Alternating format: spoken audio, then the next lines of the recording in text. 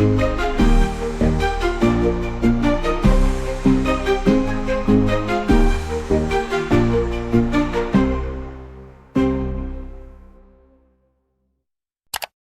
Tag, liebe Zuhörerinnen und Zuhörer. Heute sprechen wir über ein spannendes und wichtiges Thema: Inklusionshotels für Menschen mit Behinderung. In diesen Hotels arbeiten Menschen mit und ohne Behinderung zusammen und das Konzept gewinnt immer mehr an Bedeutung. Doch wie funktioniert das in der Praxis?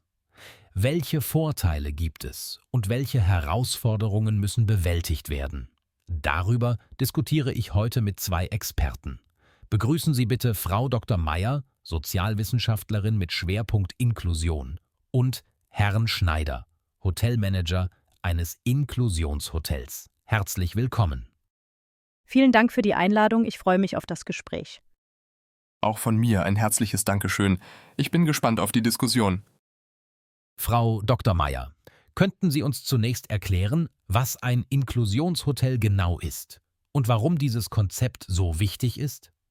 Sehr gerne. Ein Inklusionshotel ist ein Hotel, in dem Menschen mit und ohne Behinderung gemeinsam arbeiten.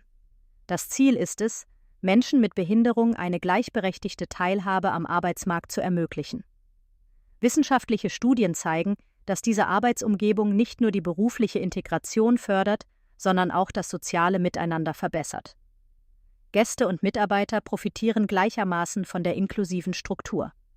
Außerdem tragen solche Hotels dazu bei, ein gesellschaftliches Bewusstsein für die Bedeutung von Inklusion zu schaffen. Herr Schneider, Sie führen ein solches Hotel. Welche Vorteile haben Sie in der Praxis beobachtet? Es gibt viele positive Aspekte.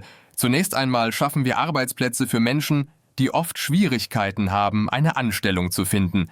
Zudem erleben wir ein sehr herzliches und engagiertes Arbeitsklima. Die Gäste schätzen die authentische Atmosphäre und sind oft beeindruckt von der Professionalität unserer Mitarbeiter. Ein weiterer Vorteil ist, dass unsere Teams oft kreativer und motivierter sind, weil sie eine starke Gemeinschaft bilden. Wir erleben eine hohe Mitarbeiterbindung und eine große Zufriedenheit unter den Angestellten. Das klingt sehr positiv. Gibt es denn auch Herausforderungen, die Sie bewältigen müssen? Ja, natürlich. Eine der größten Herausforderungen ist die Schulung der Mitarbeiter.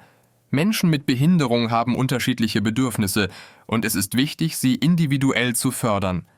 Außerdem gibt es manchmal Vorurteile von Gästen oder sogar von anderen Mitarbeitern, die abgebaut werden müssen. Hinzu kommt, dass nicht alle Räumlichkeiten ohne bauliche Anpassungen barrierefrei gestaltet werden können. Zudem benötigen einige Mitarbeiter mehr Zeit für bestimmte Aufgaben, was die Personalplanung erschwert.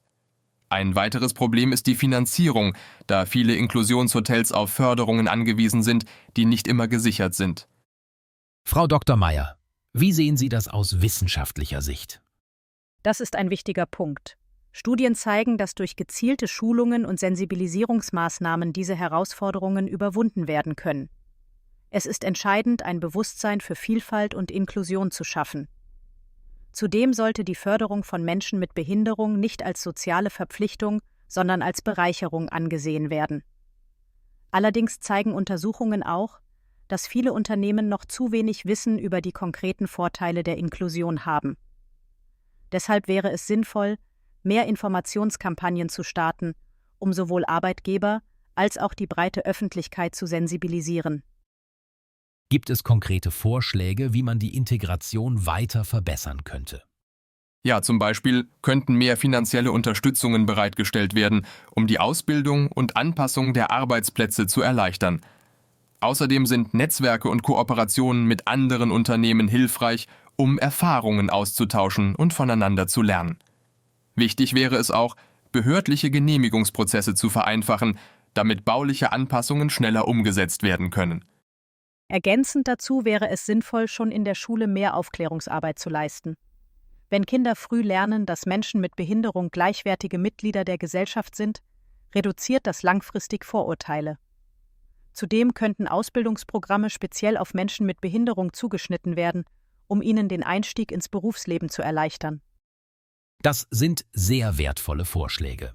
Abschließend, was würden Sie unseren Zuhörern mit auf den Weg geben? Ich möchte alle ermutigen, Inklusionshotels auszuprobieren und Vorurteile abzubauen. Jeder kann einen Beitrag zur Inklusion leisten. Und ich würde mir wünschen, dass Unternehmen und Politik noch stärker in inklusive Arbeitsmodelle investieren. Langfristig profitieren alle davon. Vielen Dank, Frau Dr. Meyer und Herr Schneider, für das interessante Gespräch. Und an unsere Zuhörer. Denken Sie daran, dass Inklusion nicht nur ein Konzept ist, sondern eine gesellschaftliche Aufgabe, die wir alle mitgestalten können. Bis zur nächsten Sendung.